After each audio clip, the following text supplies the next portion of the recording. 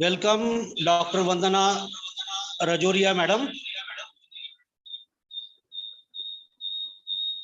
Welcome to Dr. Sachin Bhumbe.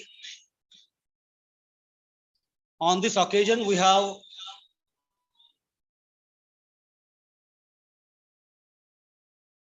the two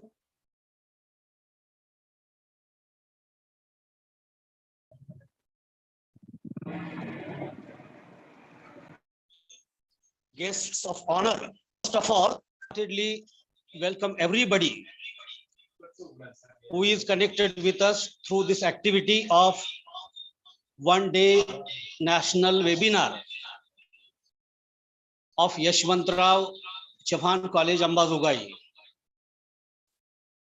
Very soon, the students of the college and almost all the delegates connected with this activity will be there with us. At this time, Honorable Principal of our Yashwantrao Chauhan College, Ambazogai, is there with us. On behalf of Department of English and Internal Quality Assurance Cell, I welcome Honorable Principal Dr. Shivdas Shirsat sir. We also welcome the keynote addresser, Honorable Dr. Vandana Rajoria madam. The another resource person from Bombay University is Dr. Sachin Bhumbe.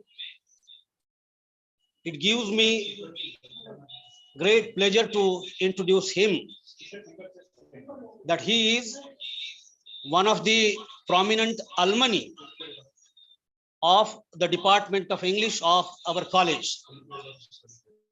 It's a matter of pride for us to introduce him to our students who are learning at graduation, post-graduation, and at the level of PhD.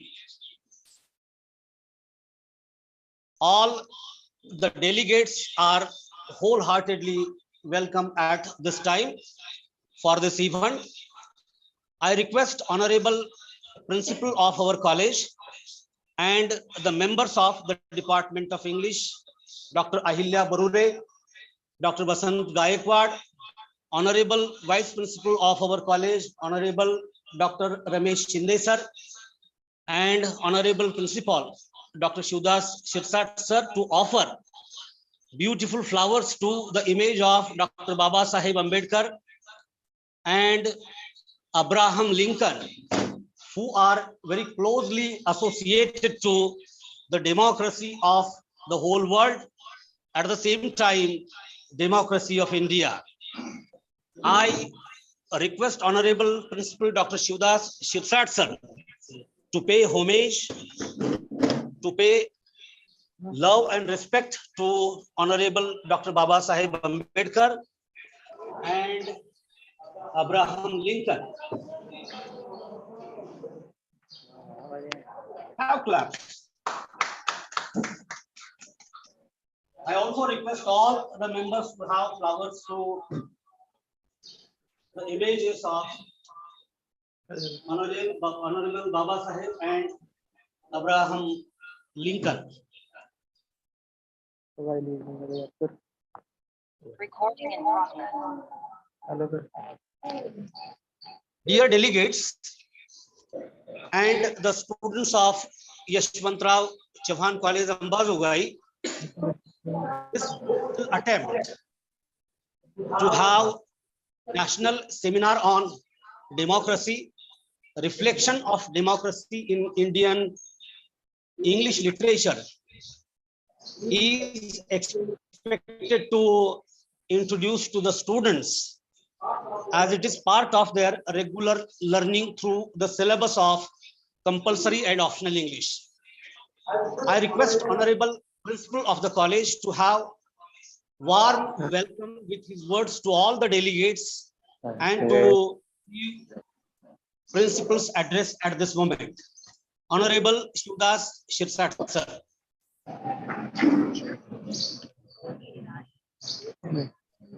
Salman hello Good morning, everybody.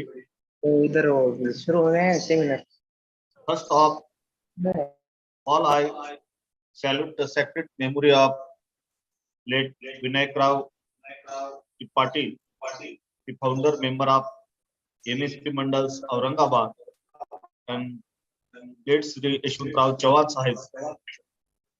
Today, I am very happy to inaugurate the national level seminar organized by the Department of English and IQAC. I am grateful to Honorable MLA Sri Prakash Dada Solanke, President the Marathwada Section Prasarak Mandal,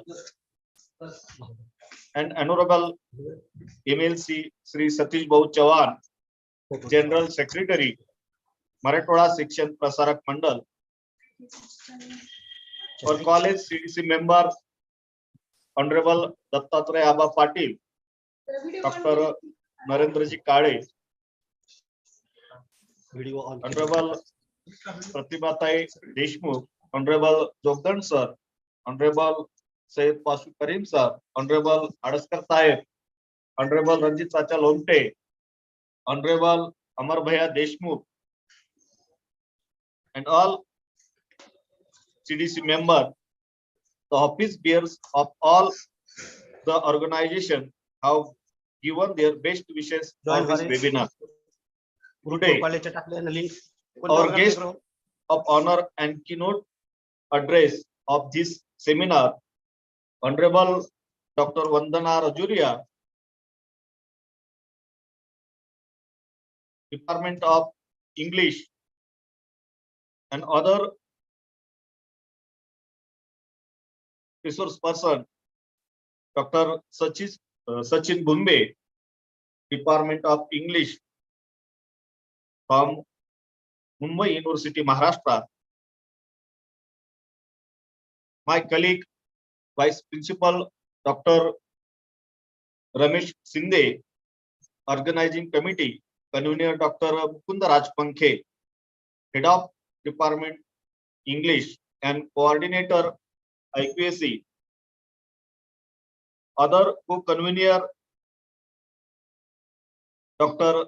Ahilya Barure, Dr. Vasant Gaikwad, member team of this one-day national seminar on the theme reflection of democracy in Indian writing in English.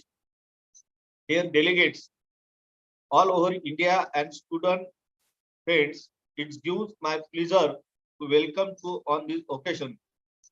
Dear friends, our institutions, Marathwada Shikshan Prasarak Mandal Aurangabad, is one of the reputed institution of Maharashtra, established on 1958, devoted for rendering quality education of the rural and urban society as Tamsorma Jyotirgamaya, which means journey from darkness to light. Our Yashwantrao Chauhan College at Ambazogai is one of the branches of this Marathwada Shikshan Prasarak Mandal, established on June 1972 and has celebrated its golden jubilee year last year. It's matter of pride to share that we are going face NAC peer team after Diwali occasion for the fourth cycle. Honorable all, I hope this event of the Department of English will remain fruitful for our students and delegates. We are going to listen thought-provoking keynote address of Dr. Vandana Rajuria and Dr. Sachin Bumbe on the theme of reflection, democracy in Indian writing in English. Once again, congrats our UG, PG, PhD research department in English and IQAC for the organizing such as the national events, and conclude my address. Thank you. जय हिंद, जय Bharat.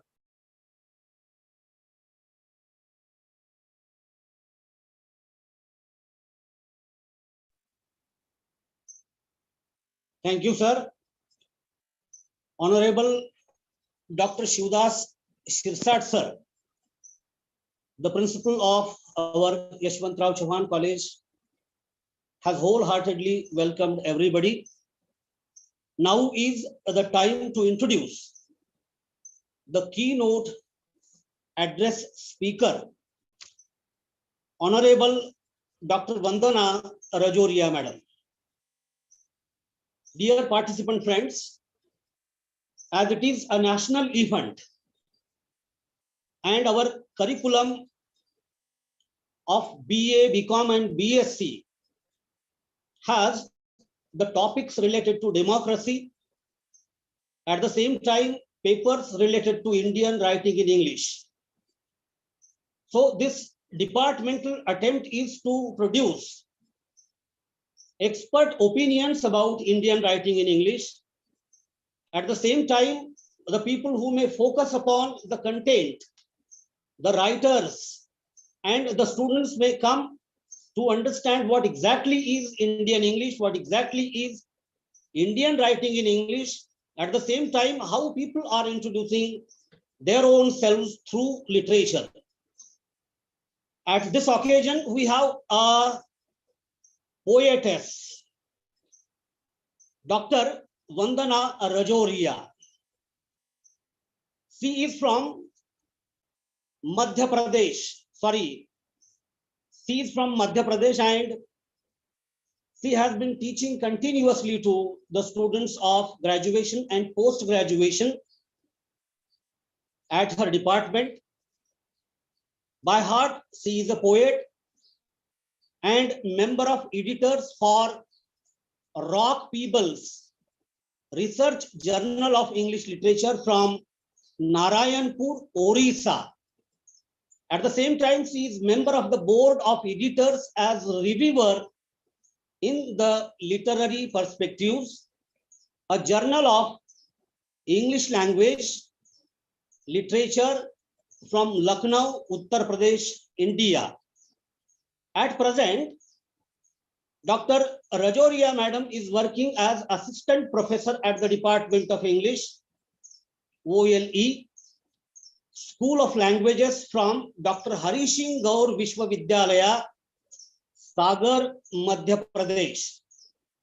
Apart from working with some engineering and management institutions, she has also worked as lecturer in English in Government Polytechnic College at Sagar, Madhya Pradesh. She has done her PhD in English from Dr. Hari Singh Gaur Vishwavidyalaya on the topic Transformation of Poetic Discourse in Rasa Theory and Post-Structuralism, a comparative study in literature during the year 2009. She is a first-class postgraduate in English literature. PD Tiwari Gold Medalist is also attained by her at her graduation. She has got 14 years of rich experience of teaching. 2 reference books are edited by her entitled D.H. Lawrence and Psychoanalysis, and the other text is Transformation of Poetic Discourse in Rasa and Post-Structural Poetics. There are 2 books edited by her, and at the same time, the 2 books of poetry are credited by her. She has written 2 books of poems, the one being Serious Timings, Beautiful Rhymings, and the other one is Tiny Droplets. She has undergone the training programs of refresher, orientation, workshops. Number of things are done by her. A qualitative teacher of English, poetess by heart, and a trainer to the students at the subject like communication skills, Number of things are there on her credit. At this occasion, she is there with us, and that's a great pleasure for students of our college and the delegates present for this national event. I wholeheartedly request Honorable Dr. Vandana Rajoria, Madam, to share her keynote address to this national seminar of our department and our college. Thank you. Welcome, Dr. Vandana Rajoria, Madam. Honorable Principal Dr. Shivadas, sir, my newly acquired friend and acquaintance and colleague, Dr. Mukund, and my fellow speaker from University of Mumbai, faculty, colleagues from different universities and colleges, and dear students. First and foremost, a very good morning to all of you. I'm very happy to be with you all here. And I congratulate the organizers for choosing such a worthy topic for deliberations and discussions today. As Dr. Shivadas also expressed in his address, and as Dr. Mukund and others also talked about, I was going through the group which sir has made, and some excellent comments I got there. So I am looking forward to a great learning experience, mutually beneficial for all of us through this seminar. Now, because my job here is to deliver the keynote address, and keynote address, apart from actually pronouncing some important judgments or value statements on the topic, basically should be targeting or focusing to raise important questions for deliberation, which the delegates might deliberate, and we might come up with some very valid, viable thoughts, ideas, views as far as the upcoming deliberations in the seminar are concerned. So I have brought to you all a few questions which are relevant to the topic for discussion, a few questions which are worth discussing, which are worth thinking about in connection with the topic, worthy topic which we have chosen for discussion. So I would be dividing my entire, I would say, talk with you all in 5 sections, because the topic is reflections of democracy in Indian literature. And yes, at the outset only, I have a request to make to you all. This is high time, almost 75 years since independence, we have been striving, we have been talking about decolonizing the Indian mind. And apart from talking about different things, I have given a lot of thought to this idea of decolonization also. Post-colonial literature, Indian literature since classical era till post-colonial literature, I've been reading, talking, discussing, and deliberating upon it. So whenever I start, since sir also said that student participants are also there here, so especially talking to the students, I hope I'm connecting with you all, and to my faculty colleagues, I'll begin my address with a request. And the request is that this is high time that we start talking about the body of literature produced in India in English, also as Indian literature. I have never heard anyone talking about American writings in English, Canadian writings in English, not even African writings in English. So this is high time that we realize the politics of nomenclature, and we try to break this politics by making it a point that there is nothing, Indian literature is nothing less than in orientation, in quality, in magnitude than any of the literature produced in any corner of this world. And therefore, instead of calling it Indian writings in English, we should now learn, practice, and make it a point that we call it Indian literature. If at all you wish to add English, then it should be Indian English literature. Otherwise, Indian literature should suffice, because India is a land of, it is already a multi-mosaic land with many cultures, languages, religions, and the literature produced in all the languages across the country is but Indian literature in spirit, in thought, in its form, shape, and outlook.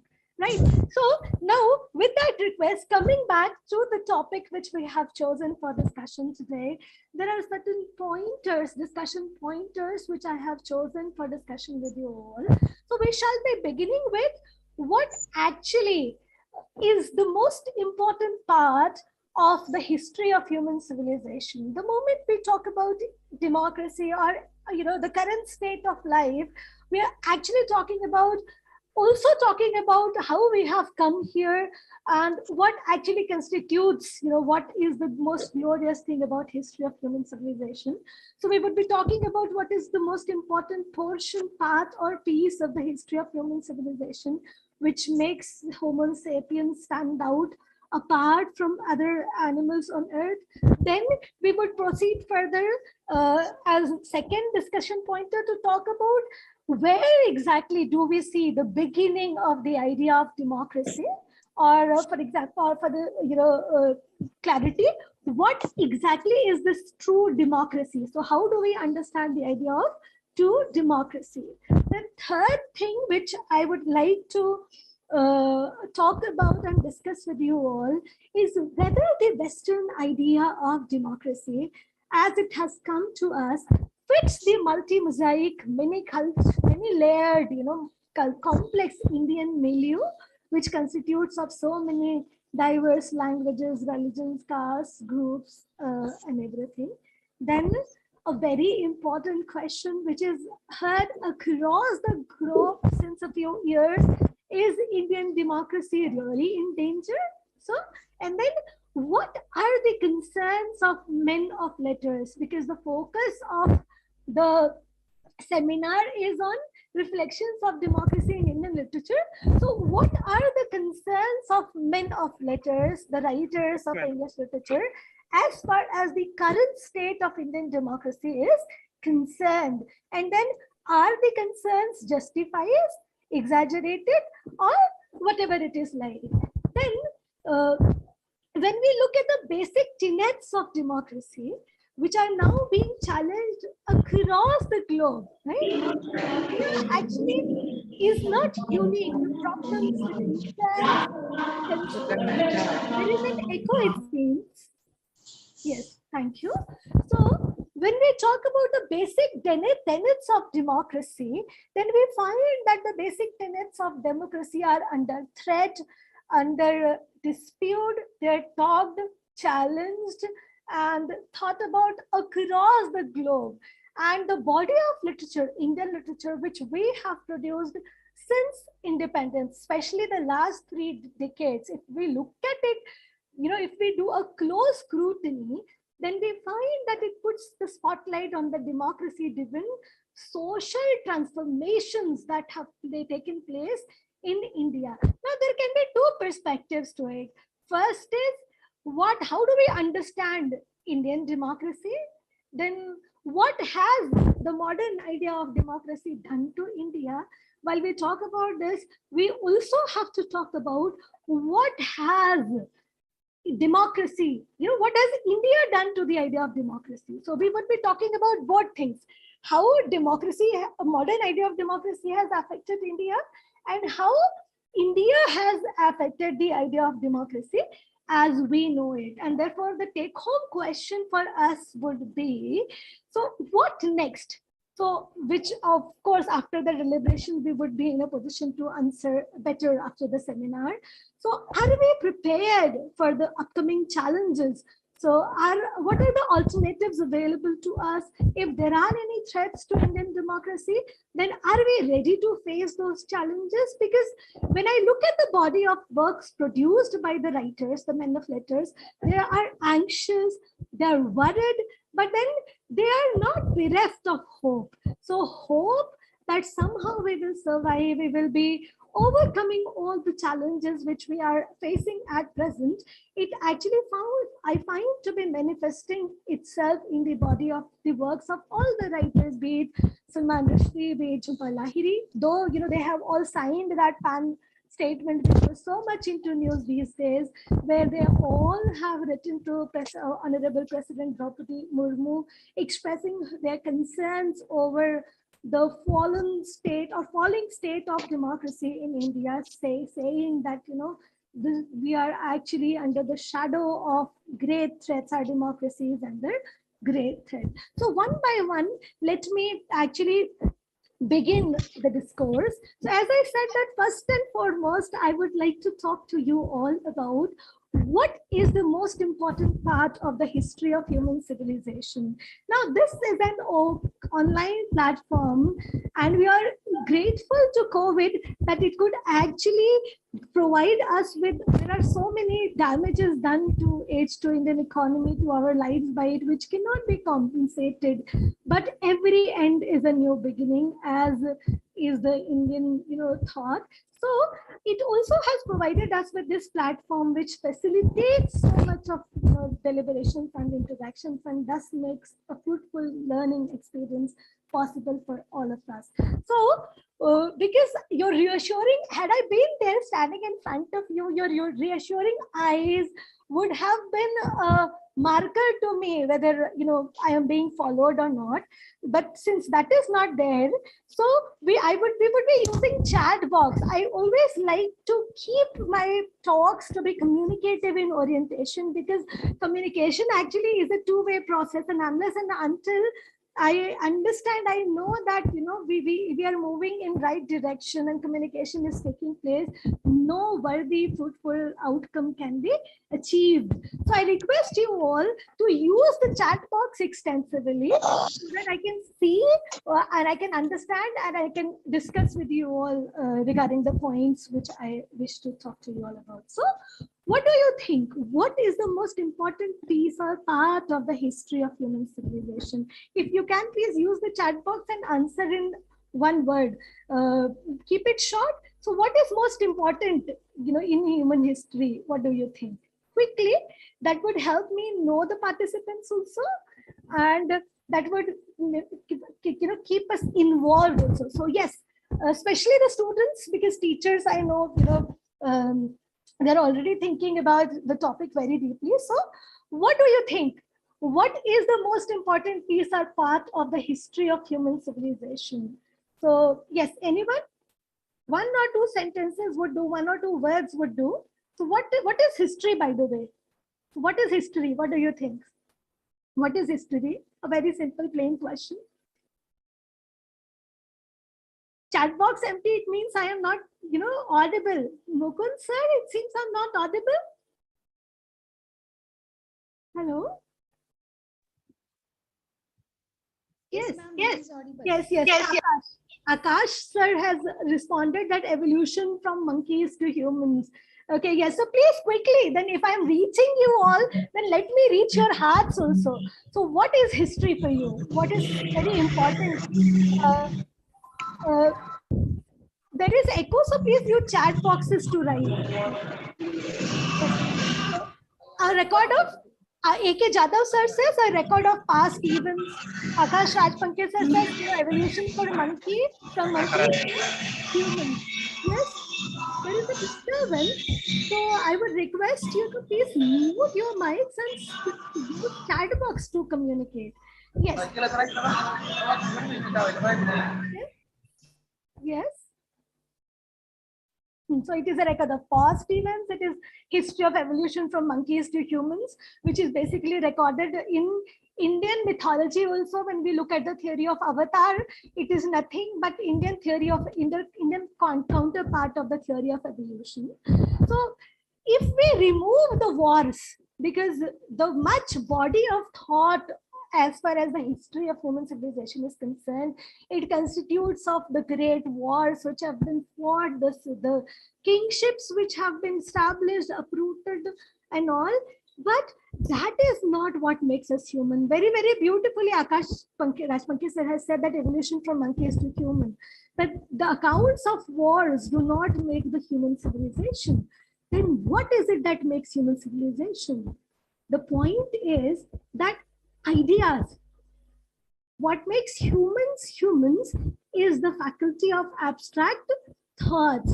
And without the genesis or the birth of new ideas, the world as we know it, the history of world as we know it would not have been possible. And human beings are the most interesting creatures of all. Why? Why is it that human beings are the most interesting creatures of all? Because of all the species and races which inhabit this earth, we only are the race, or we only are the species capable of abstract thought. So ever since antiquities, human beings have been actually thinking, and thinking not only about how to get food, where to get shelter, but thinking which have been called as about existential questions. Why are we here? What are we doing here? What is the purpose of existence? So in fact, beginning of all learning, all philosophy, all subjects, it begins from this very question.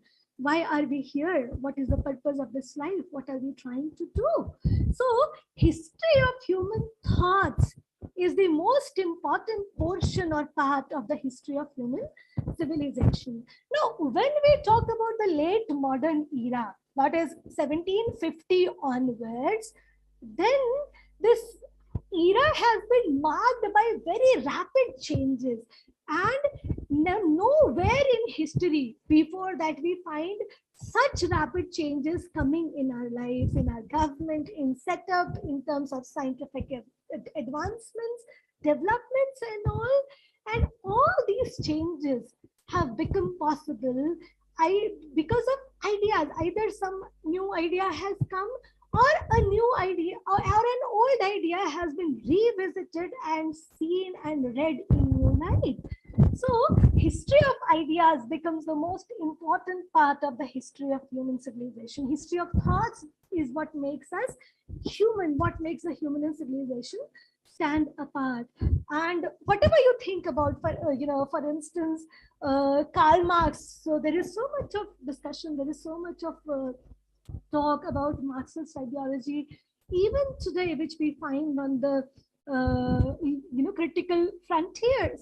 So when Karl Marx came out with his formula of classless society, when he gave his clarion call for rising above this class gap of proletariat and the bourgeois, he basically gave us an idea only. When Freud came out with his interpretations of dreams, or with his Oedipus complex, or when John Locke, you may think of even Descartes, when René Descartes, the one of the earliest modernist philosopher. In philosophy, modernism comes immediately after Renaissance, though it comes in literature quite after a much lapse of time. So when René Descartes says cogito ergo sum, or I think therefore I am, he actually triggered a movement which would trigger modern age, because what he said also implied that I would only believe what I see. Now, one such idea, there are so many ideas. Theory of relativity was one such idea which actually changed the dimensions of thinking, because before that it was unimaginable that the time entity like time also was not fixed, rather dynamic in nature, which means it was subjective. It depended on our state of mind, our feelings, our sentiments. And this is the reason why a boring online lecture would seem like an eternity, but an interesting one would pass in fraction of seconds. So one such idea which changed the lives, which shaped the lives, our lives, the way we have we find it today, or we are witnessing it today, is the idea of democracy. So this idea of democracy, whenever we talk about the origins of democracy, so it is attributed to the Greeks. So basically, it is said that the Greeks were the first thinkers which came out with this idea of democracy. And democracy basically is said to be formed of two Greek words, demos and kratos, where demos actually means people and kratos means rule. So democracy would be rule of people. And in the very beginning, when Dr. Shivadas and Mukund sir were talking, they paid their homage to Abraham Lincoln. And paying homage to Abraham Lincoln even becomes more relevant when we are talking about democracy, because the very idea of democracy was beautifully defined by President Abraham Lincoln in his 1863 Gettysburg Address, when he said that, the struggle of, civil war basically was a struggle to ensure government of the people, by the people, and for the people. So this actually stands apart as a definition of democracy even today. But then what is democracy? So this actually leads us to the second question, which I wanted to talk to you all about. That is, where do we see, the beginning of the idea of democracy, and what is true democracy? So if we talk about democracy, then of course, the demos and kratos. So it tells us that it is rule of people. But is it just that? So technically, is democracy just a method, election of some sort of representative government by the people? Do you really agree with it? Because, if we talk about democracy in that term, so where we are electing people and where we are actually, electing a government setup, and then we are submitting to them, surrendering to their rule, and just because we have elected them, we consent to be governed by them. Do we call this a democracy? So simply because we have elected them and they are governing us, if that would be the definition of democracy, then we do not get to complain about what is happening in China, what is happening in Russia, what actually is happening across the globe, not only India. My friends, if you think that the challenges of democracy are unique to India, then it is not true. They basically, okay, I'll see. Is it okay now? Is my voice better now? Hello? Is it better now? Yes, madam. Okay. I'm so thankful, Vasant sir, for informing me. There is echo, I guess. Is it fine now? Okay, yes. So if we think that the challenges, the problems of democracy are unique to India, then this is not true. In fact, the problems which have actually surfaced today, they have taken such a huge dimension that not only democracy, but the very foundational ideas, notions, and beliefs which had been the governing force of, body of humanity, human thought, they are all under question. We have started saying that we are under post-truth era. We are living in a post-truth era where, fabricated falsity is as much welcome as, truth would be, where people are not much into the ideas of right, wrong, good, bad, and all. But then, what is true democracy? So if we think about what is true democracy, then I am reminded of a philosopher, an English philosopher called J.S. Mill, John Stuart Mill. So J.S. Mill said that true democracy must foster the diffusion of intelligence, activity, and public spirit among the governed. So what did he say? I repeat, he said that the diffusion of true democracy must foster the diffusion of intelligence, activity, and public spirit among the governed. So it means that it's not simply electing government and then allowing them to rule, whatever way they rule us. No. It has got, our roles are there extending beyond that also, because the public spirit is what is to be preserved. Then if we talk about the philosophers, the thinkers on democracy, then John Dewey is the best modern thinker, as believed to be the best modern thinker as far as the idea of democracy is concerned. What did he say? He said that democracy, what should democracy do? So what democracy does?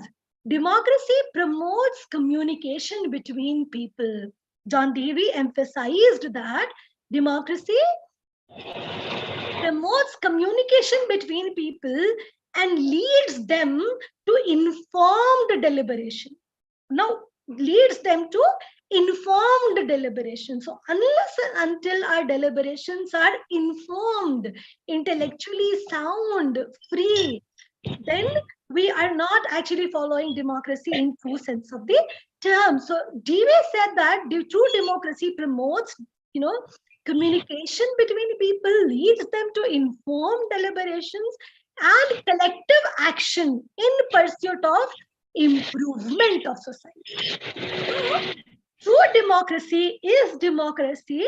Here, ends are more important than means.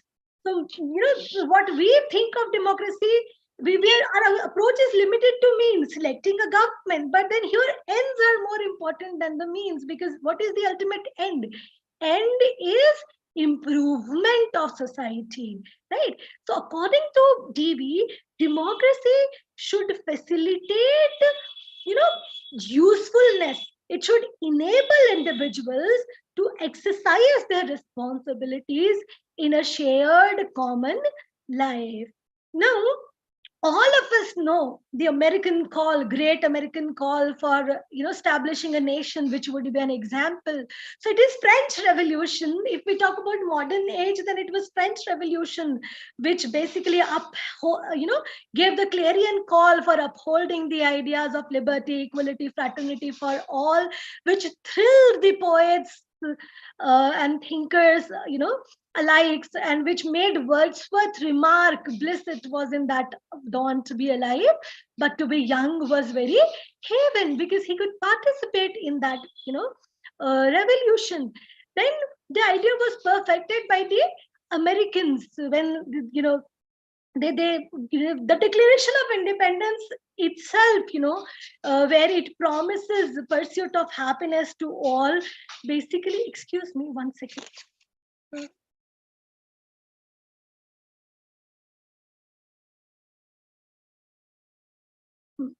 Sorry for the disturbance. Okay, yes. So what I was talking about is that, excuse me.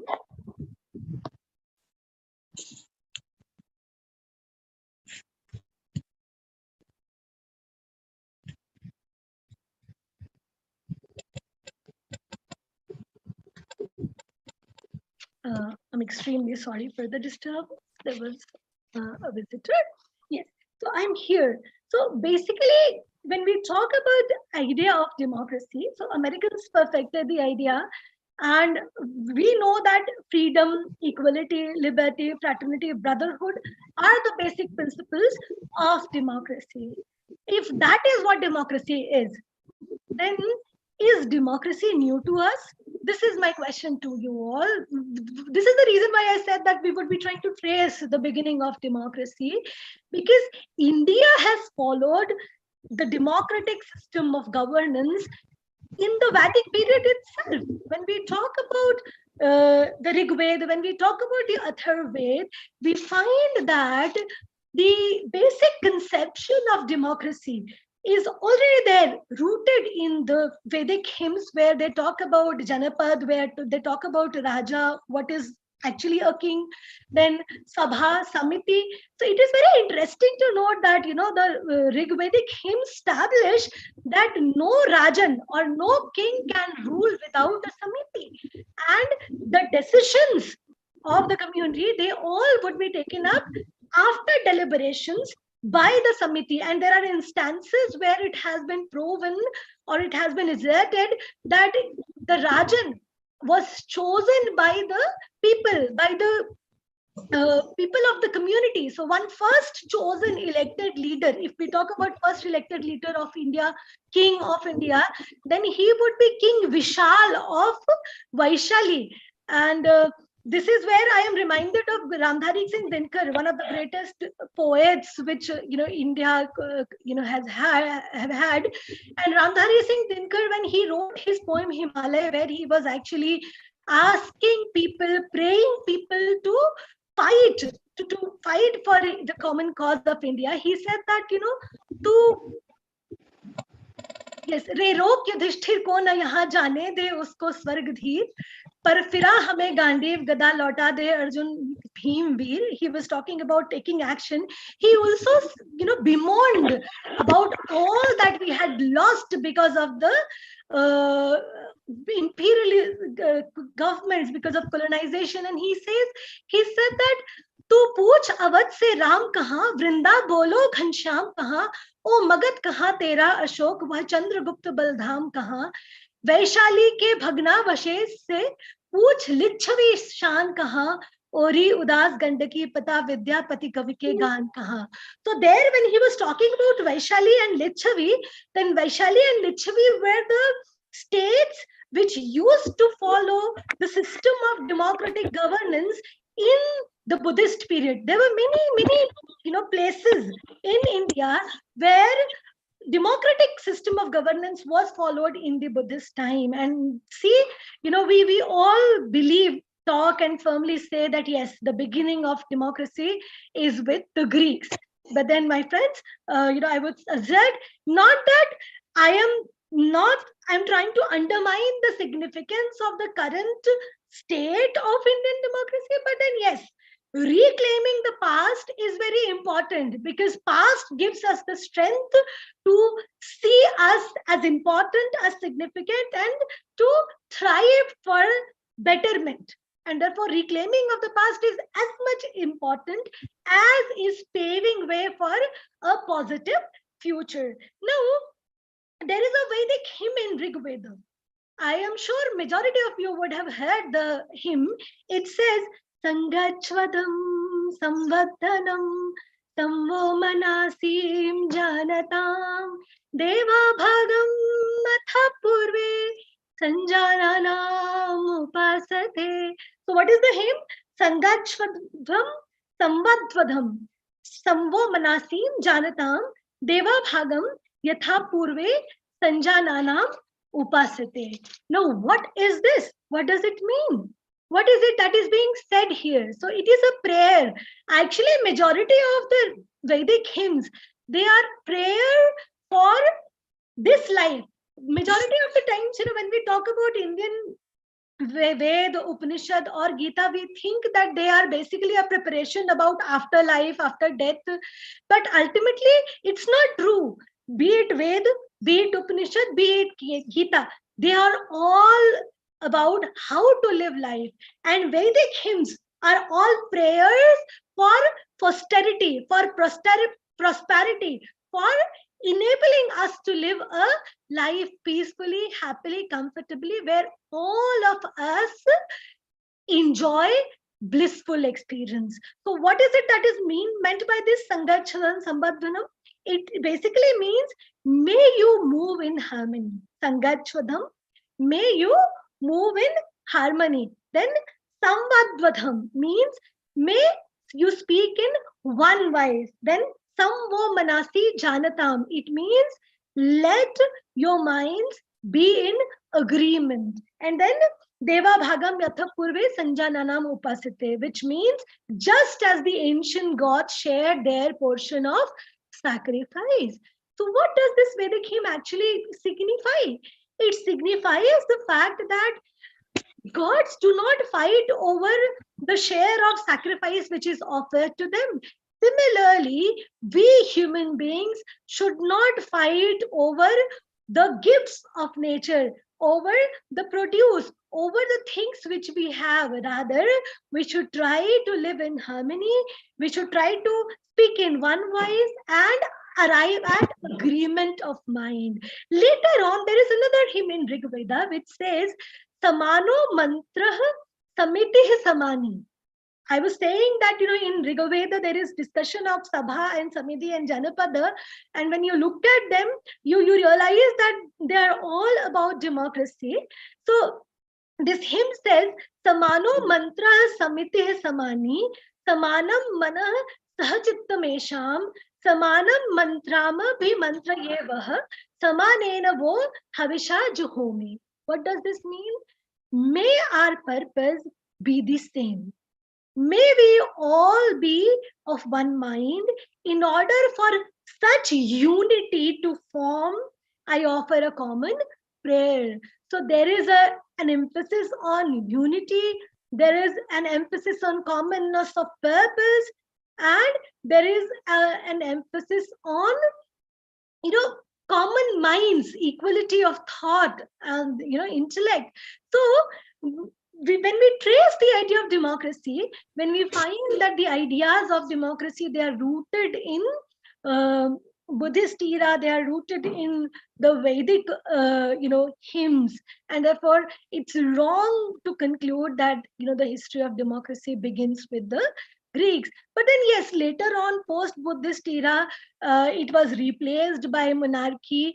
The ideas were forgotten. The very conception of Rama Rajya, if we talk about, then we realize that even though the king is not elected there, but the way king rules, if you have read we are students of literature, so if we read Abhijnana Shakuntalam, if we look at Dushyanta, if we read Shudraksa Michakatikam, where there is upturning of Shudraksa Michakatikam is only classical, only one piece of classical literature which suggests that if a king does not rule well, then the king can be uprooted, and therefore we find that towards the end in Michakatikam, the king is replaced by another king who is basically a shepherd, right?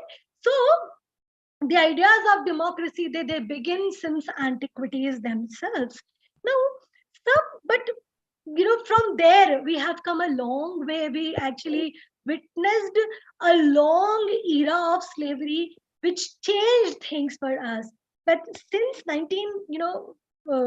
47, since our independence, the modern period, the modern era of Indian democracy begins. And when yes, I was talking about Ram, let me complete that. So why is it that Ram has to abandon Sita? He knows that she's guiltless, she's blameless, then why he has to abandon Sita? Basically, because as a king, he's duty bound to his people. And what is his duty? His duty is to make his people strive for betterment, strive for highest ideals.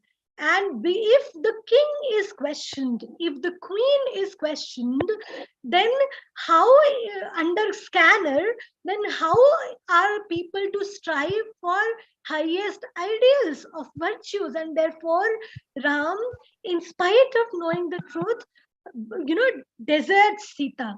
So idea of Rama Rajya, except, the fact that the king has not been elected, follows, yes, about the duty of husband, he does abandon Varshrani, madam, he does abandon the duty of husband. But then this is where, it comes even more prominently that a king is duty bound towards his people first and his family second. So his duty is more towards his people, and therefore he cannot, there is no consideration for his personal happiness or choices, or even the happiness of his people. In, if you have read Bhavabhuti's Uttaram Charita, in Bhavabhuti has very beautifully not only altered the ending of Ramayana, but he has also brought about the perspective of Ram. So in Bhavabhuti's Uttaram Charita, Ram says at one place, for happiness of the people, for well-being of his citizens, he would not hesitate to sacrifice himself, his life, and even his most dear beloved wife, who means everything to him, after his people, right? So except one fact, the idea of democratic governance is found in the idea of Rama Rajya also. This is the reason why, there is a need to rethink. Actually, the Western idea of democracy, just like the Western idea of nation, it never fits the Indian milieu. So the multi-mosaic fabric of India it constitutes of so many religions, so many cultures, so many castes, creeds, cults, thoughts, that we'll take that in the discussion session. I'm so glad, Manik sir, you don't agree with Ram's judgment. Even I do not agree or confer with it. But then, yes, he had his own reasons for doing the same. And, for him, it was nation first and personal life secondary. So we'll take that in the discussion session, question answer session. Let us move to the, discussion on the current state of Indian democracy. So, yes. There is a disturbance, it seems. Hello. Please mute yourself. There is a disturb. Organizers? Yes, thank you so much.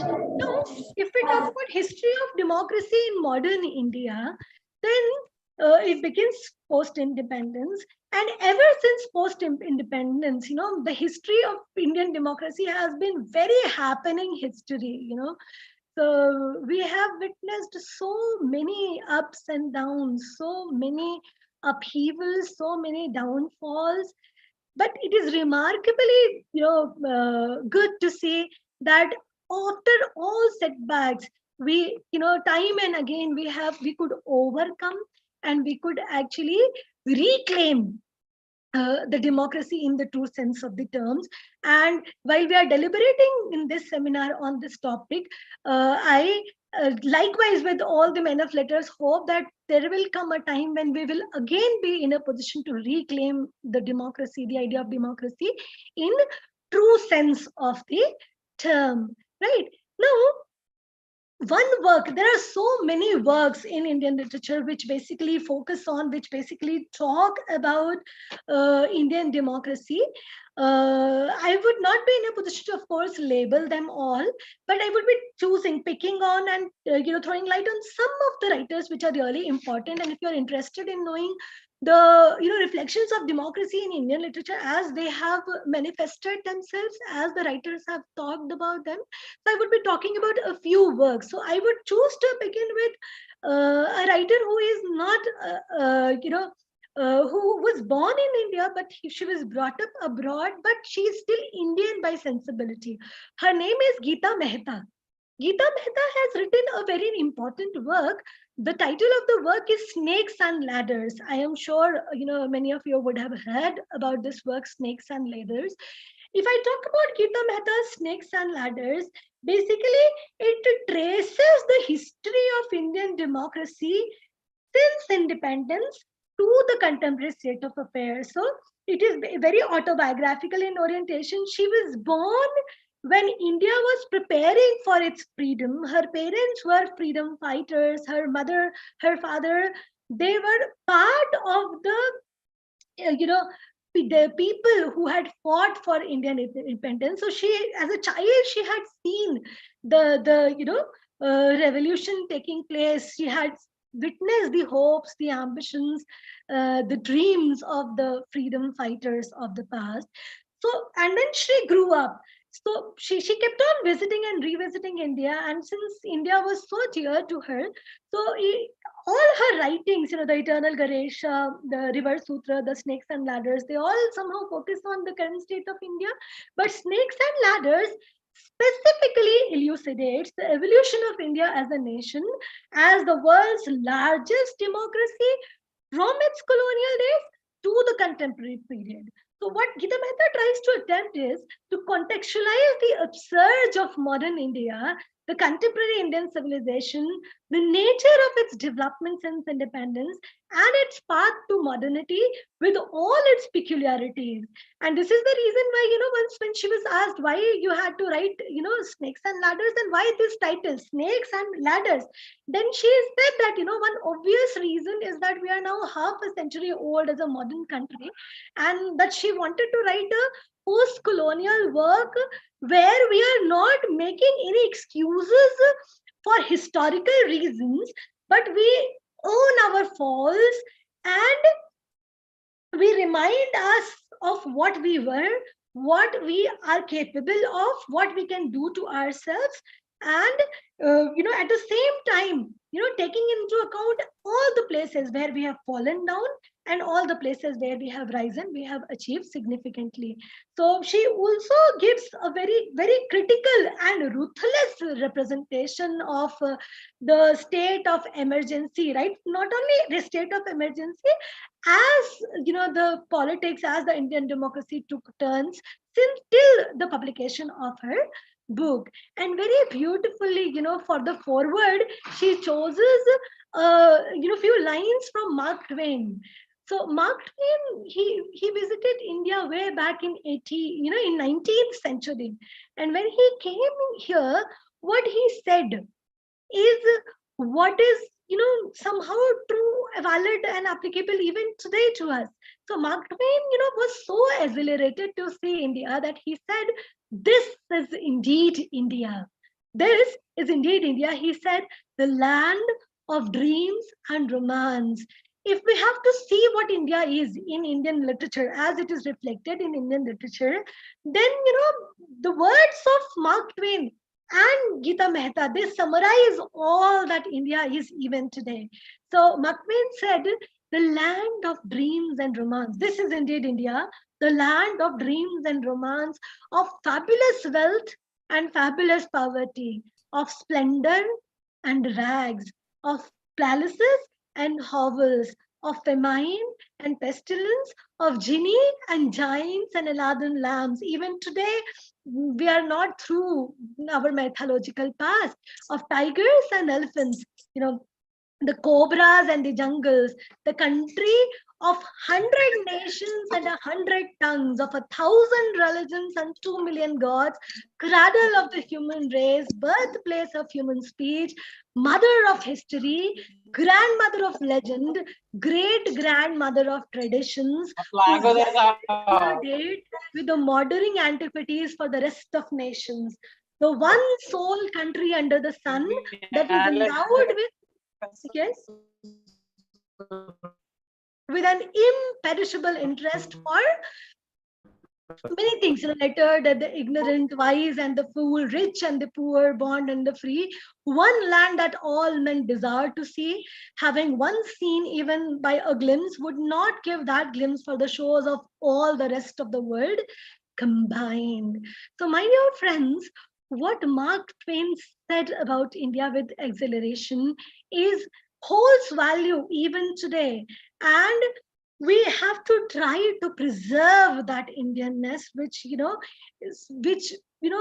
so many people over the centuries, over the years, have cherished so deeply. It is, this brings me to the next question, where I was talking about, is Indian democracy really in danger? Without going in details, I would like to invite the views of my audience. What do you think? Yes or no? Simply reply in yes or no. Do you really think Indian democracy is in danger? How many of my friends, what does August Gathering think about it? Is Indian democracy really in danger? Yes or no? Quickly. Yes or no? Yes or no? Yes? Varshani says yes. Munde sir says yes. Okay, Sayed sir, yes. Then who else? Yes, quickly. If I'm reaching you, please say quickly respond, Sanket, Sayed. So majority of us think that yes, Indian democracy is in danger, and we are not alone. Why we are not alone in it? Because was more than hundreds of men of letters wrote to the president, Honorable President Murmu, saying, asserting that yes, we need to do something because Indian democracy is really in danger, right? Now, okay, yes, Indian democracy in danger, but is the government responsible for it? Is the government only responsible for it? And are we not accountable for it? So can the entire reason for collapse of Indian democracy be attributed to the political setup only? We have to think about it very deeply, because at the very outset, this was the reason why I had actually talked about the fact that the idea of democracy is not simply choosing a government and allowing it to rule and consenting to whatever it does. It actually involves much more than that: commitment, participation, unity, thinking on the part of all those who are involved in that setup is equally important. So there are hundreds of works which can be cited, which can be talked about, and there are many writers which can be referred to when we are talking about the current fallen state of Indian democracy. Some of the works which are really important, which I would like to pinpoint, because they actually try to reach the root cause, are The Ultimate Goal by Vikram Sood, where Vikram Sood basically tries to deconstruct the idea of narratives by telling that how a nation constructs narratives, and in his efforts he also labels and traces down how we are gradually falling, and this fall cannot be solely attributed to the government, to the governance, to the setup of people. Then there is another work by Minister of External Affairs S Jaishankar, The Indian Way, where he basically analyzes, he looking at the entire thing from the perspective of tradition, from the perspective of culture, the range and magnitude of the problems of India. He basically takes into account the next generation challenges which are there in front of us. Then there is another book called India After Gandhi, which basically traces the history of world's largest democracy. It is a very good book by Ramchandra Guha, a very magisterial account we find here of the pains, the struggles, the torments, and the glories of the largest democracy of the world. Then Rahul Pandit's Our Moon Has Blood Clots. Then Darbar by Talveer Singh, where he basically gives a detailed account of Indira Gandhi regime. And why does he do that? To remind us that past cannot be ignored. If we are to preserve what makes us Indians, then we cannot ignore the past. We have to learn from the past mistakes, and we have to be ready to act. So whatever happens, we are responsible and accountable for it equally. Then, To Kill a Democracy, India's Passage to Despotism, a book by Debashish Ray Chaudhary. He basically was a Hong Kong journalist. He collaborated with a professor of politics from University of Sydney, John Keane. So in this book, To Kill a Democracy, India's Passage to Despotism, he gives us a very detailed account of Indian democracy from a very deeper level, trying to locate the root causes, real causes of the current deformed state of Indian democracy, showing us that denial of basic amenities like food, shelter, healthcare, nutrition, unemployment, and livelihood crisis, this population explosion, they are the real culprits, and not simply the current dispensation. So it's not simply the government which is accountable.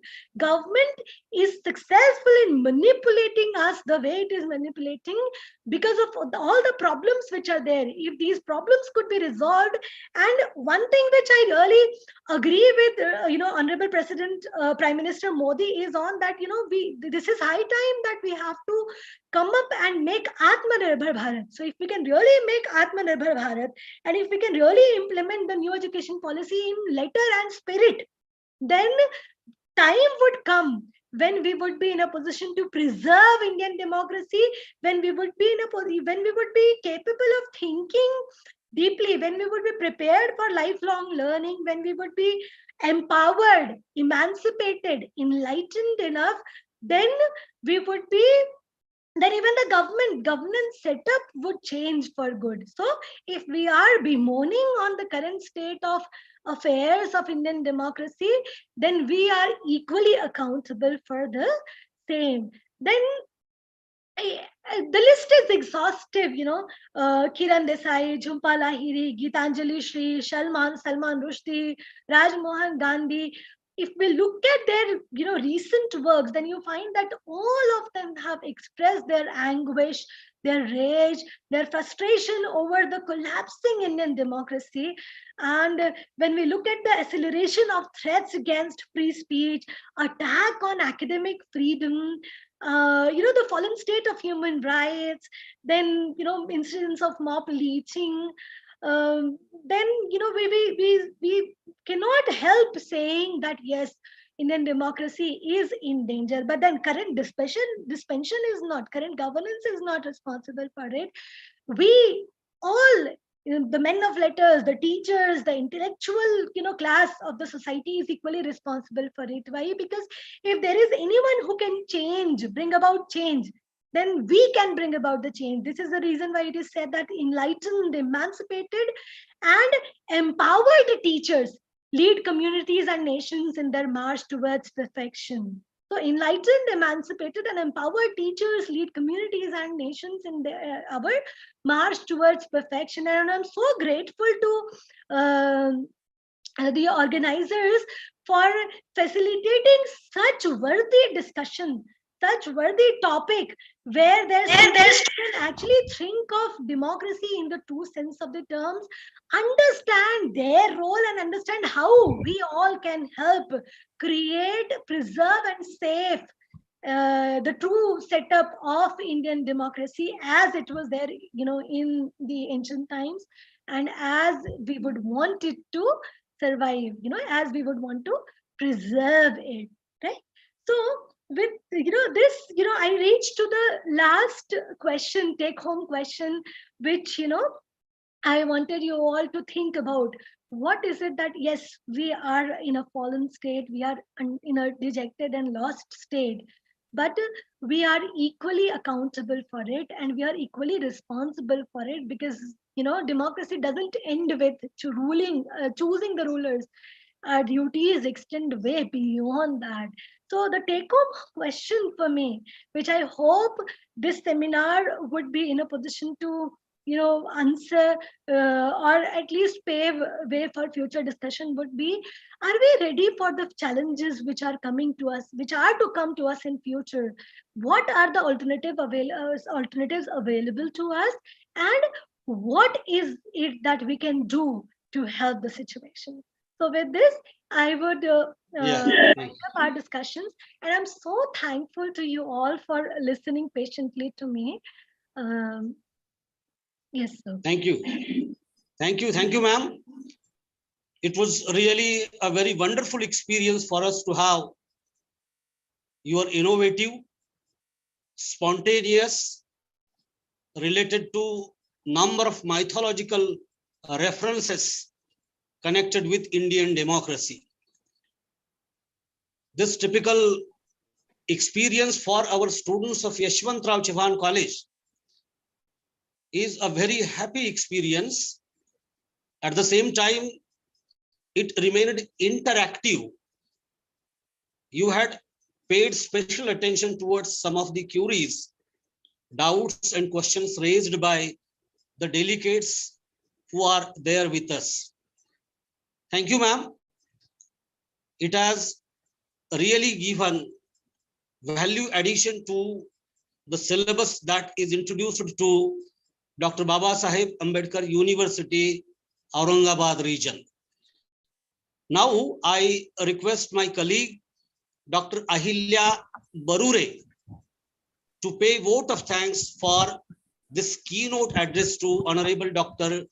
Vandana Rajoria, Madam. At the same time, I request her to introduce the next session speaker, Dr. Sachin Bhumbe sir, available with us at this moment. Honorable Dr. Ahilya Barure, Madam. Thank you, sir. Good morning. All. Hello. Hello. Am I audible, sir? Dr. Barure, Madam. Hello. Able to listen us? Hello. Yes, open your video and unmute yourself and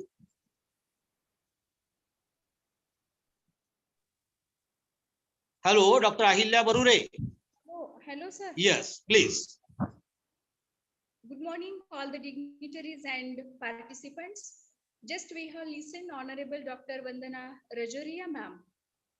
I would like to extend my sincere thanks to ma'am for an enlightening speech and an interactive session. Honorable ma'am has clarified and focused on the areas of democracy and society. Thank you, ma'am. Now, we are going to start the second session of today's seminar.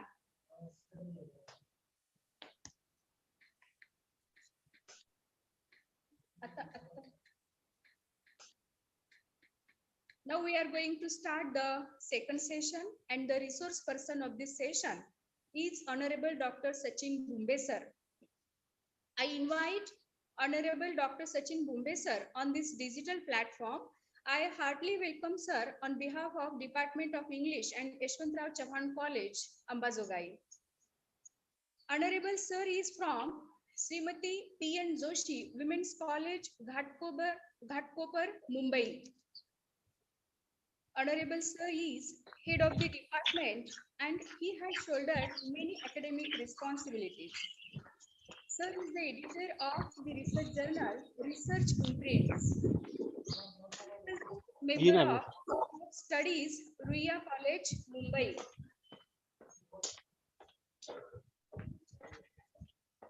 It gives me immense pleasure. Sir is honored with prestigious award, Mahatma Phule Meritorious Teacher Award by Punjab Deshmukh Shikshan Parishad, Maharashtra in 2000. Sir is also working as the president of English Language Teachers Association of India, Mumbai. Dr. Bhumbe sir has published many research papers at national and international conferences. This is the great opportunity to listen you, sir. Now, I would like to invite Dr. Bhumbe sir to deliver speech on the topic Human Rights in Indian Democracy Reflected in Indian English Literature. Now, I request sir to deliver the speech. Bhumbe sir. त्यांना को host करा सचिन भोमे सरला करा जी sir Janish नहीं ना हो रहा नहीं ये देखो ना सर अनम्यूट भी करो और उनको अनम्यूट करो लेफ्ट हो गए थे क्या हाँ हाँ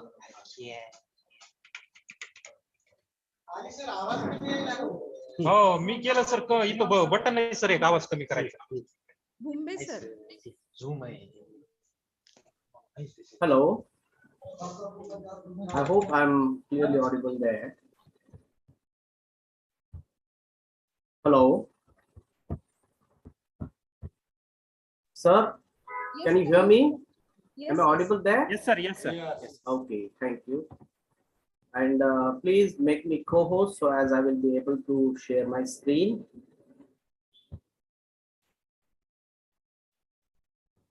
please continue sir please Yes, just a minute. Well, at the outset, I feel humbled to be here on this digital platform because it's a very special event for me. As I'm invited as a resource person, I don't know whether I really deserve it or not, whether I'm of that strata and stature as well, but it's just the sheer love and encouragement of my guru, Dr. Mukund Raj Panke sir, that 2 days ago, sir called me up and bestowed his love by giving me this opportunity, although I was very much busy in IPSC work and all. I couldn't resist myself to grab this opportunity and to be with most of my friends here available on this digital platform. I'm also thankful to the principal, Shirsat sir, vice principal, Dr. Ramesh Shinde sir, my good friend, the colleagues in the Department of English, Baruri madam, Gaikwad sir, and others. Dear participants, the previous speaker, keynote speaker, Dr. Vandana madam, has indeed set a tone for the further discussion.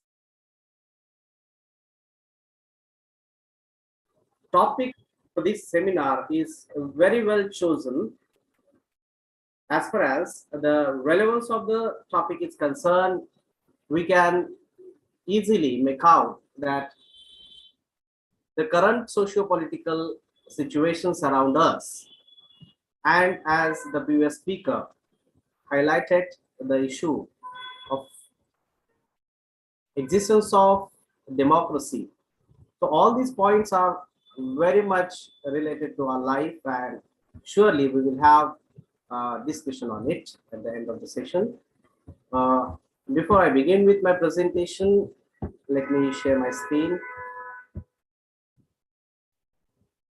Madam has already covered the entire theme of the seminar. I will be restricting myself to a specific aspect that I have chosen for my convenience, and that is call for human rights in Indian English literature. Nowadays, democracy, human rights, these are the two words which are so often heard discussed at different platforms, more specifically in media and academic platforms. While inviting me, sir informed me that this topic is related to the curriculum, the syllabi of Dr. Babasaheb Ambedkar Marathwada University. For that matter, I must congratulate the Board of Studies of the university, who took efforts or considered it very much relevant to prescribe for the college syllabus. I'm doubtful that how many of us take efforts to refer to the Constitution of India.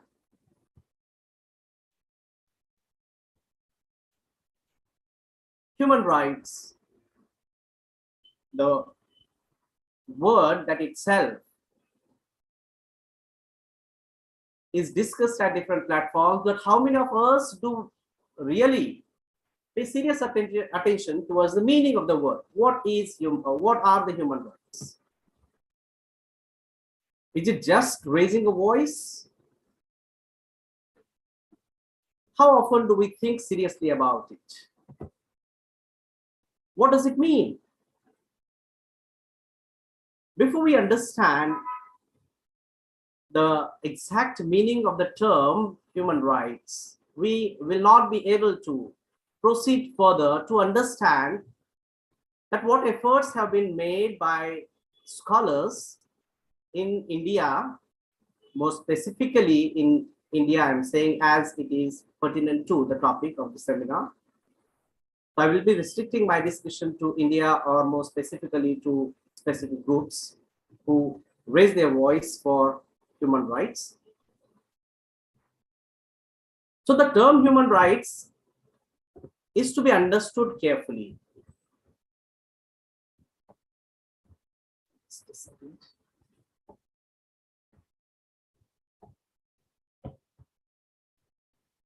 Yes. So if we refer to the definition that is given by United Nations, I just want to stop here for a while and make an appeal to the students. As my dear students, I have prepared this presentation keeping in mind the target audience, and I don't feel that I am a very great scholar to give some critical inputs about this chosen topic to the seasoned scholars on the platform. So I would be more than happy if you, students community, would pay serious attention towards the definition that will help you out in understanding the topic for the studies as well.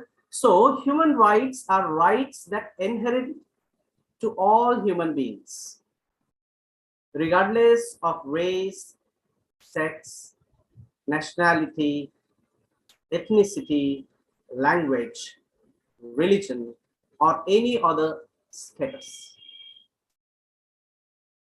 Human rights include the rights to life and liberty,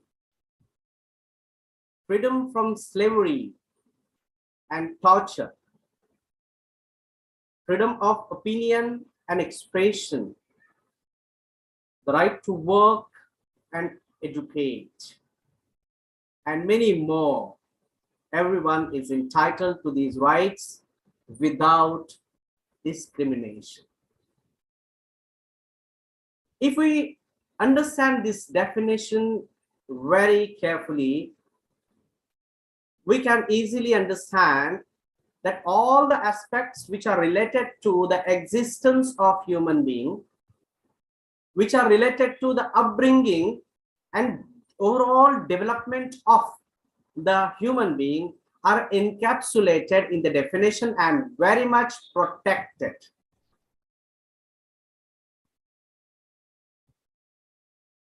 We can say that if you deny these rights, you are denying the human value. To deny people their human rights is to challenge their very humanity. In short, human rights belong to everyone and they cannot be taken away from anyone, more specifically from the marginalized individuals. Anyone, from anyone, more specifically from the exploited groups. They are about the relationship between the state and the individual. Human rights are to be protected and the responsibility lies on the state. And human rights provide a floor and it's not a ceiling. It's a benchmark, it's a ground, basic standard. Below that, it should not fall. Otherwise, there is threat to dignity and existence. And in the whole process of protecting human rights, there are few key principles that are to be understood and taken into account. That is fairness in practice, respect of each individual, belief system as well, equality in all terms, and more importantly, dignity of a person. These four principles are very important as far as human rights are concerned.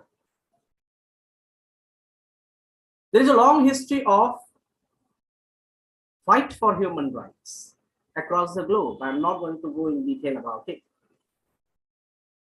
But fortunately, our forefathers, great revolutionary thinkers and writers, they gave us democracy. They introduced us democracy. And it could be defined in a very simple words like of the people, the government, of the people, for the people, and by the people. But certainly, mere democracy or offering democracy to the people will not serve the purpose. Rather, those who are the stakeholders in this whole process of maintaining democracy are more responsible, as Dr. Vandana Madam has rightly pointed out. As far as Indian democracy is concerned, this Constitution of India and the preamble of Constitution of India depicts the soul of Indian democracy. The keywords highlighted in bold letters in the preamble of Indian democracy speaks about protecting our human existence and human rights as well.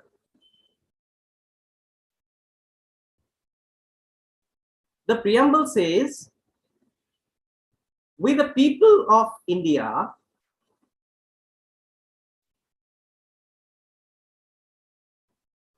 envision solemnly resolve to constitute India into a sovereign, socialist, secular democratic republic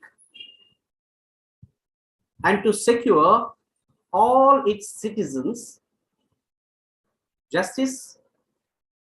It includes social, economic, and political.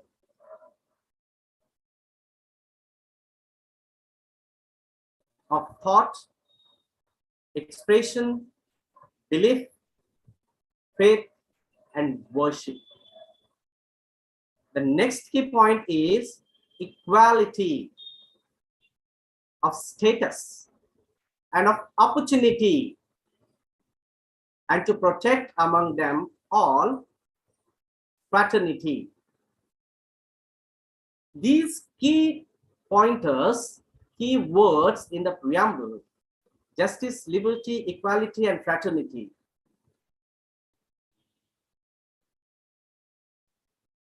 they contribute in maintaining human rights in Indian society.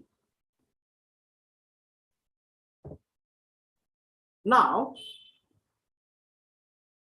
what are the amendments that are there in Indian Constitution? That is again a very important aspect to understand what are our rights and responsibilities. The first right is right to equality. What does it include? Equality in which terms? Right to equality ensures equal rights to all the citizens. No discrimination, no bias, no bar.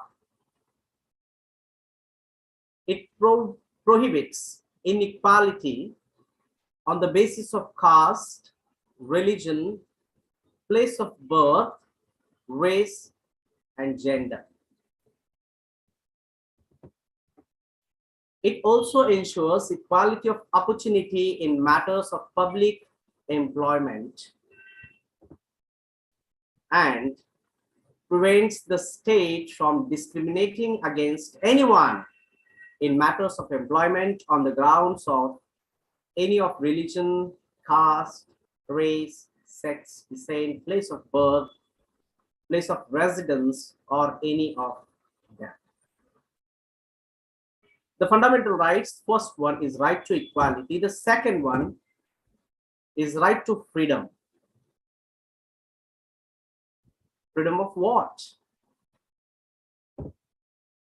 It provides various rights, including freedom of speech, freedom of expression, freedom of assembly without arms, freedom of movement throughout the territory of our country, freedom of association. We can easily roam around within our country. Freedom of practice of any profession, freedom of practicing any profession. Anyone can choose any job of his or her own choice. However, these rights have their own restrictions as well. The third fundamental right is right against exploitation. No one can take over benefit of your existence. It condemns human trafficking, child labor, forced labor, making without wages. It is an offense punishable by law, and also prohibited any act of compelling a person to work without wages, where he was legally entitled not to work or to receive remuneration of it, unless it is the public purpose like community services or NGO. low wage work, I mean, work without having any remuneration, unless it is for a noble cause or public purpose. The next fundamental right includes right to freedom of religion. You can practice any religion of your choice. It guarantees religious freedom and ensures secular state in India.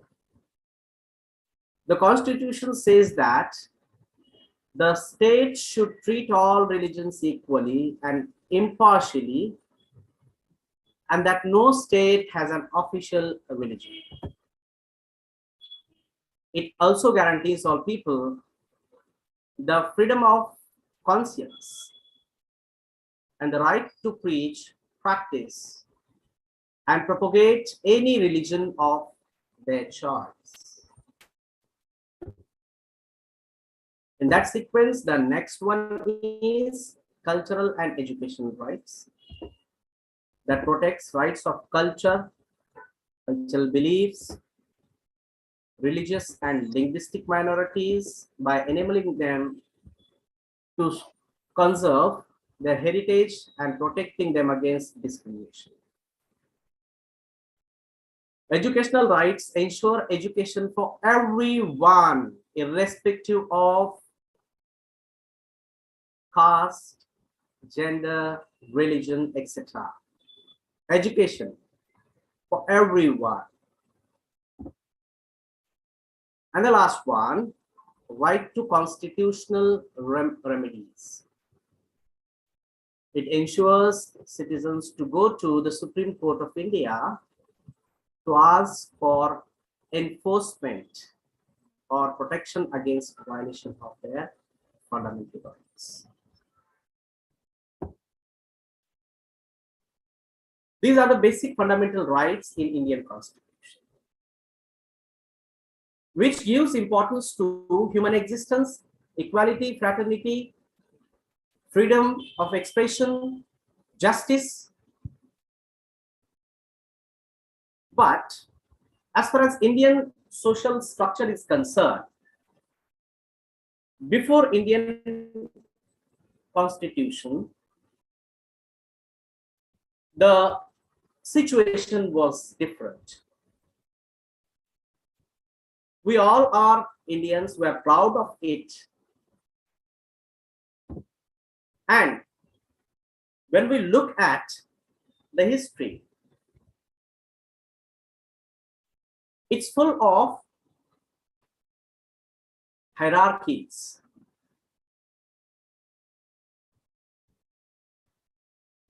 There are different hierarchies, even today too.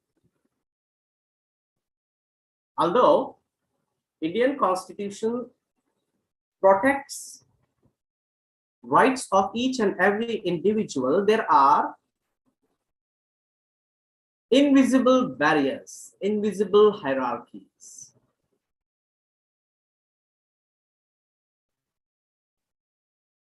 Hierarchies of caste, of power, and attempts are made to maintain those hierarchies. And wherever there is hierarchy, there is threat to your basic human rights. Another aspect in that regard is important, and that is patriarchy. As far as Indian social order is concerned, patriarchal social order. Now, this evil of patriarchy puts men in a position to exploit women, the other gender.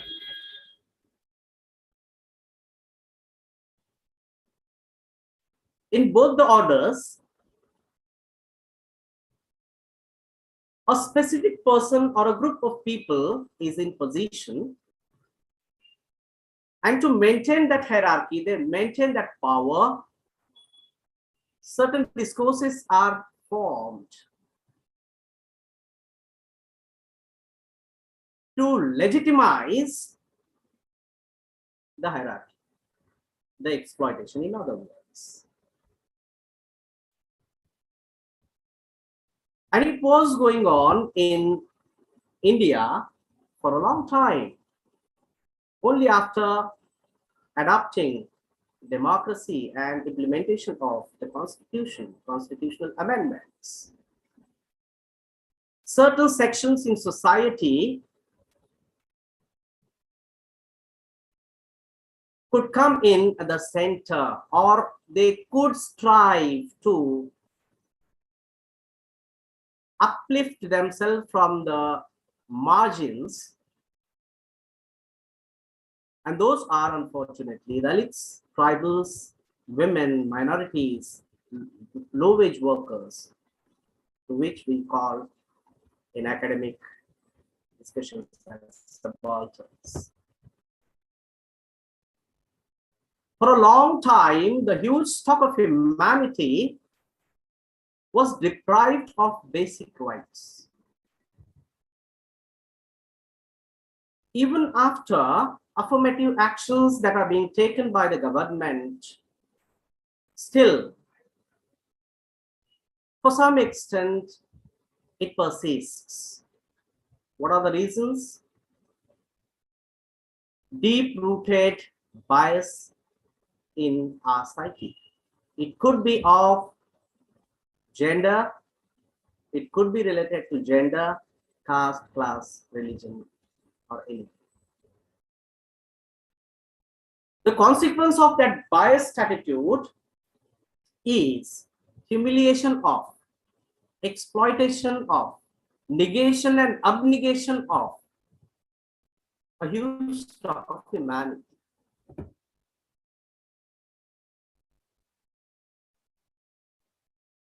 And they could enlighten themselves only after independence, as their rights were protected, as they were given freedom to educate themselves, as they were protected by the constitutional amendments for their equal representation in public spaces.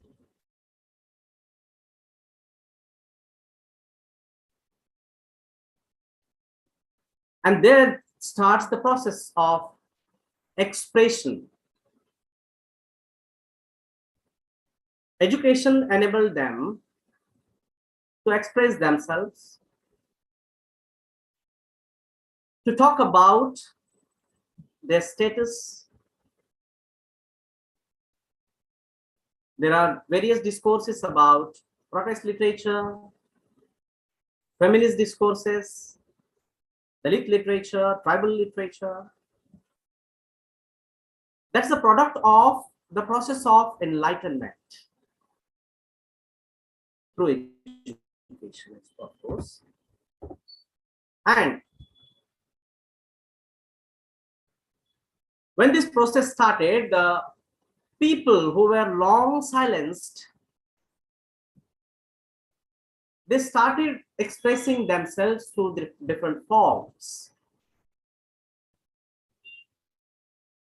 art forms, folklore, songs,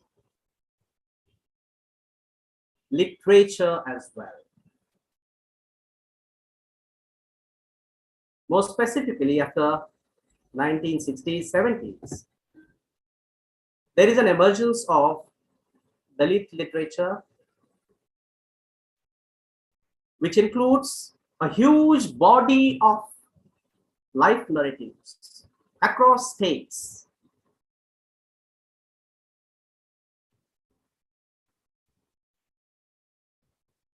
There are many Dalit writers who started writing about, or who wrote about, more specifically, their lives. And those life narratives are the documents of human sufferings and exploitation, restriction. It's also a document of rejecting human rights to them.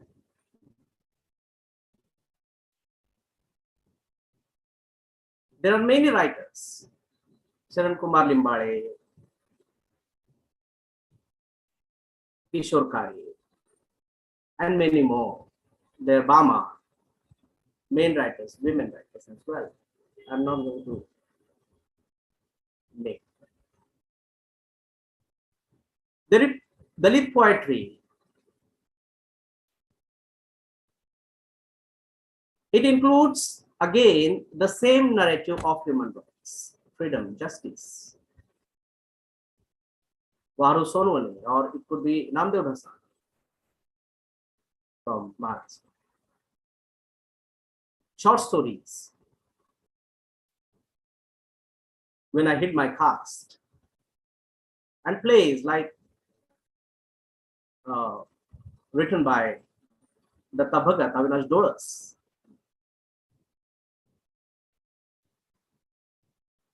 More recently, the plays written by Premanand Gajvi as well.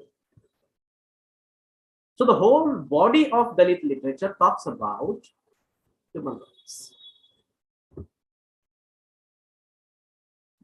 Human rights and women. There is again a long history of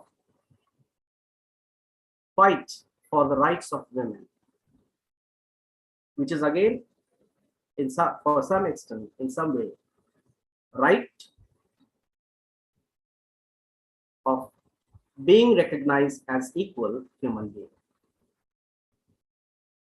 Gayatri Spivak, Sharmila Rege, Manu Bhandari, and for some extent, Shashi Deshpande as well. There is a long list of writers who have written about it. As far as Indian writing is concerned, Mulkraj Anand, Khushwant Singh, Salman Rushdie, Manu Bhandari's short story, or Malkhan Singh, a poet from Haryana, Delhi.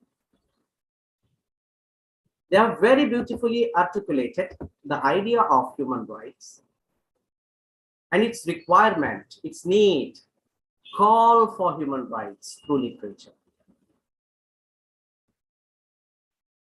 I have deliberately not picked up any particular text, considering the time constraint and my own limitations as well. As I mentioned, I'm not an expert in this field, but whatever are my observations about this particular topic, I'm just trying to put forth for further discussion. So how this is presented, how human rights, a call for human rights is presented through minority discourses, Dalit discourses, feminist discourses, is to be understood and taken up for further scrutiny, critical scrutiny and research. More recently, it's not always, Dalit literature is not stagnant. It's in flux. Whenever it is referred, the same names are taken, but no. More recent writers like Yashika Dutt, or a famous book, Unclaimed Terrain by Ajay Navaria, Yogesh Maitreya, Flowers on the Grave of Caste, or Suraj Hegde, Fulbright Fellow, has written Caste Matters. There are new voices in the literature as well. They are also to be taken into account and to be interpreted seriously to press the main connecting threads between the past and the present body of writing in relation to human rights. I'm going to conclude this presentation with my favorite poem by a tribal poet, Waharu Sonone. And whatever discussion I have made already, that is encapsulated in the very short poem by Waharu Sonone, a tribal poet. The poem goes like this. We didn't go up to the stage. No one asked us. Hierarchy, power politics, exclusion, and call for humanity. Everything is encapsulated in this poem. A tribal representative describes a situation where how narratives are developed about protest, about humiliation by those who were never in that process, who have never experienced it. And if the person raises his voice, he's exposed to atrocities. As long as you are silenced, you are good. So what Varu Sonone says, we don't go up to the stage, no one asked us. Actually, only by pointing fingers, they showed us our place and we sat there. No one bothered to say a single word. They just pointed out and pointed the finger, this is your place. We sat. Great. They exclaimed, very good, obedient. And on the stage, they went up on the stage, started narrating us our own sorrows. But our sorrows remain ours, never become theirs. In confusion, we whispered. They tried to listen and sighed, and then picking up our ears hard, say sorry, otherwise.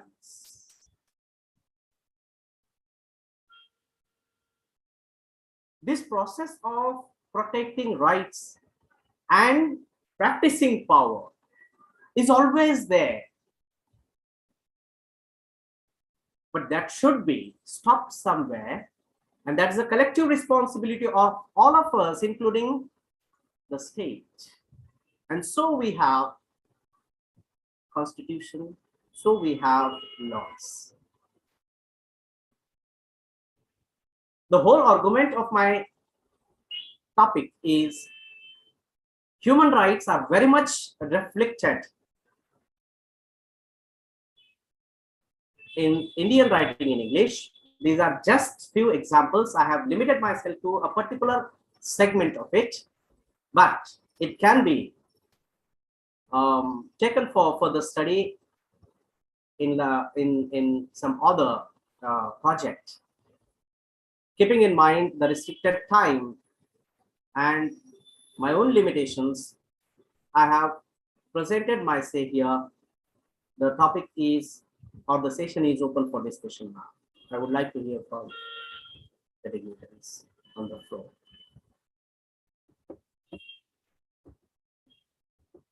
Thank you. Hello. Yes, sir. Dr. Sachin. Yes, sir.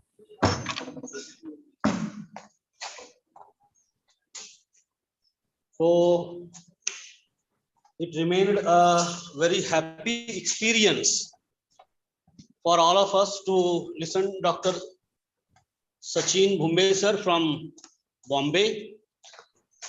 And as I told you earlier, that it really was a matter of pride for the Department of English to have such students who are now devoted to the duty as very prominent and very sincere teachers of language and literature. Very keenly, all the participants were listening to you.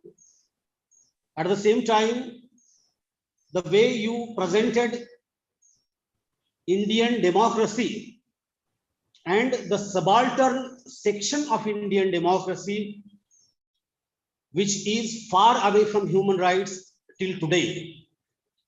Even though 70 years have gone until the Indian people have yet not got that liberty what your speech expects, what we the people at this time who are connected with this national seminar also expect. It really remained a successful theme that right from 11 a.m. we all are together and are intellectually sharing our ideas with the help of comments, and it really remained a praiseworthy attempt on the part of both the members, Dr. Rajoria Madam and Dr. Sachin Bhumbe, who remained the resource persons for this national seminar. Now is the time to conclude this national seminar with vote of thanks to both the resource persons. At this moment, I request Dr. Vasant Gaikwad, member of the Department of English, Yashwantrao Chauhan College, to pay vote of thanks and conclude this national seminar. Hello, Dr. Vasant Gaikwad. Getting my voice to you?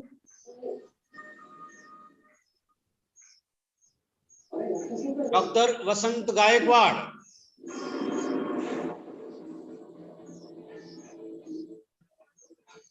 Hello, sir. Just a moment. Gaikwad sir, Yes, sir. Yes, please sir. unmute Yes. yourself. So, Dr. Vasant Gaikwad is requested to pay vote of thanks to this national seminar. Okay, thank you, sir. Please begin. Good afternoon, everybody. I am Dr. Vasant Gaikwad. Today, MSP Mandal Yashwantrao Chauhan College, Ambezogai, Department of English, organized online seminar on reflection of democracy in Indian English literature. I extend my sincere thanks to Principal Dr. Shivdas Sirsat sir, who inaugurated and chaired the seminar. It is my sincere thanks to keynote speaker, Dr. Vandana Rajoria, Department of English, other European languages, Dr. Hari Singh Gaur Vishwavidyalay, Sagar, Madhya Pradesh. She spoke on the topic of seminar entitled Reflection of Democracy in Indian English Literature. Thank you, ma'am. You have delivered your speech very, we can say, studiously and also friendly to the audience. I am thankful to Dr. Sachin Bhumbe sir, Head of Department of English, Srimati P.N. Doshi, Women's College, Ghatkopar, Mumbai. Dr. Bhumbe sir is one of the alumni of our college from graduation to post-graduation. I am thankful to him for delivering his speech on human rights in Indian democracy reflected in Indian English literature. Thank you, sir. I am also thankful to Dr. M.S. Rajpankya sir, Head Department of English and IQAC coordinator of this college, who organized such kind of activity for the students and faculties of the colleges. Also, I am thankful to Dr. Ahilya Barore ma'am from Department of English of this college. I extend my sincere thanks to my college staff, especially thank to Ali sir, who has looked after the technical issues related to the computer and Zoom app and other things. That I am also thankful to the participated principals, professors, assistant professors, and research students. Thank you all. Now, here is a note for the participants. Please note down it.